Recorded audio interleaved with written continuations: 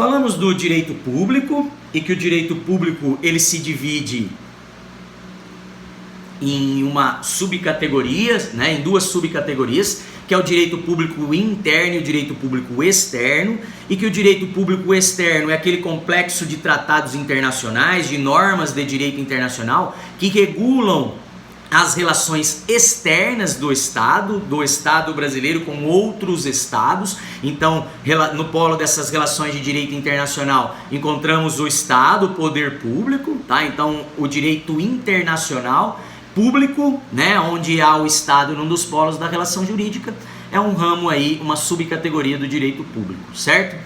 Mas o mais importante para a gente é falar do direito público interno, que é aí que nós vamos encontrar o direito constitucional, né? As normas de direito público interno nada mais são do que esse complexo de normas jurídicas que regulam as relações jurídicas dentro do território do Estado, tá? É o direito que vigora aqui, as normas jurídicas que vigoram dentro do nosso país, tá? Então, dentro do direito público interno, ele comporta outra subdivisão, tá? Então nós tínhamos as duas grandes classes, direito público e direito privado. O direito público nós dividimos em duas subcategorias, direito público externo e interno, e o direito público interno a gente subdivide ele, né, em ramos do direito público interno. E aí a gente tem como ramo do direito público interno o direito constitucional, que a própria Constituição, como o próprio nome nos traz a ideia, constitui o Estado, estabelece, cria o Estado, organiza o Estado, prevê os seus órgãos de funcionamento, né, com suas competências, as bases territoriais, a divisão do território em União, Estados, municípios. Ou seja, o direito constitucional é a própria organização do Estado. Tá? Então, nada mais é de direito público do que o próprio direito constitucional, que cria o Estado, constitui o próprio Estado, o próprio poder público, organiza o poder público, né? Então, o direito constitucional é uma norma tipicamente de poder público, porque ela organiza o poder público, ela constitui, estabelece, cria a figura do Estado, ok? Depois, a gente poderia citar outro sub-ramo do direito público, o direito administrativo, né? Direito administrativo nada mais é do que as normas de direito que regulam o funcionamento da administração pública, né? Ou seja, a própria administração do Estado, né?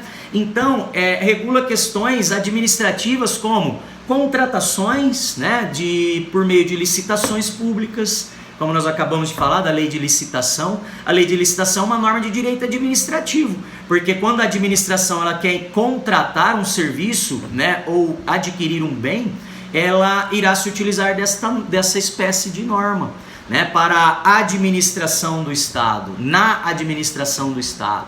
Né? As normas, por exemplo, que regulam as relações de emprego dentro da administração, né, os estatutos dos servidores públicos, né, que regula então a relação de contratação do Estado com o seu corpo de servidores, com seus empregados, né? Nesse sentido, as normas de direito administrativo, por terem o Estado e cuidarem da própria administração do Estado, né, terem o Estado no polo da relação jurídica e cuidarem da própria administração do Estado, nada mais é do que um ramo tipicamente de direito público, no caso, direito público interno, né? Depois, pessoal, direito tributário.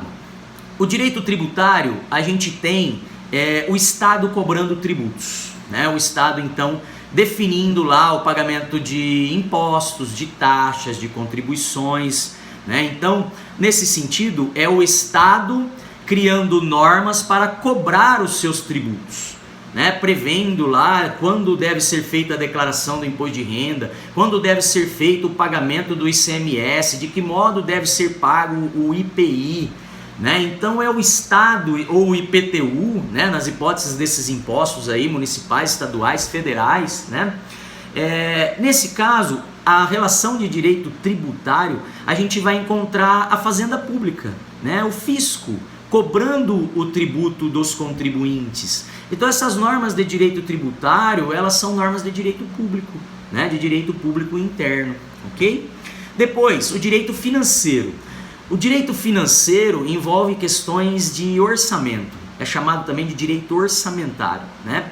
Envolve aquela relação de despesas e receitas arrecadadas pelo Estado, que formam um orçamento público, a chamada lei orçamentária anual, né? Então todo ano o Estado, a União, o município, eles aprovam o seu orçamento anual, que nada mais é do que aquela previsão de receitas, de arrecadação de impostos, de repasse dos demais entes da federação, né? O município, por exemplo, recebe dinheiro do Estado, recebe dinheiro da União, isso vai compor as receitas do município. E depois terão as despesas para construção de uma escola, a despesa para a reforma da rodoviária, a despesa para manter medicamentos no postinho, né, da cidade, no posto de saúde da cidade. Então, as normas de direito financeiro que organizam o orçamento do Estado têm também natureza de direito público, né, porque elas regulam o próprio gasto e a arrecadação do ente estatal. Tá? Então, norma de direito público interno. Outro ramo que a gente poderia citar, o direito processual, né?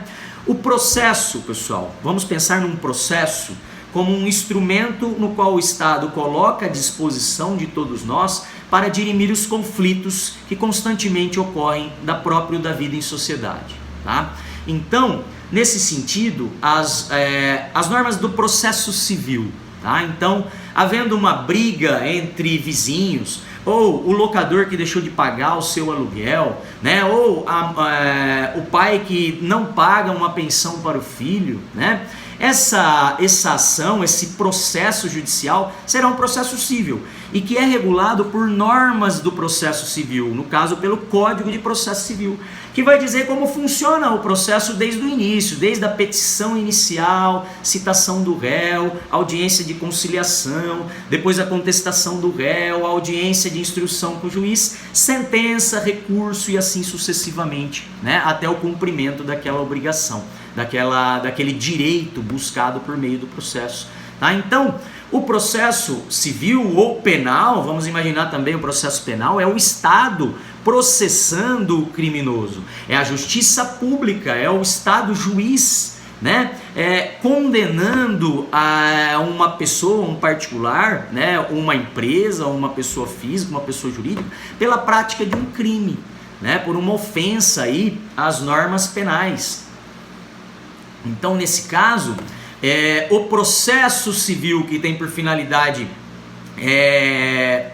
alcançar, né, proteger direitos de natureza civil, ou processo penal que tem por finalidade penalizar aqueles que praticam crimes, nos polos dessa relação jurídica a gente tem a justiça pública, né? É o poder judiciário que presta a jurisdição, que faz justiça dentro dos casos concretos, dentro dos processos ajuizados, tá? Então as normas de direito processual, elas vêm para organizar o processo judicial, esse instrumento que o Estado coloca à nossa disposição para resguardar o nosso direito, para dirimir os conflitos, as lides, os litígios que surgem a todo momento em sociedade, ok?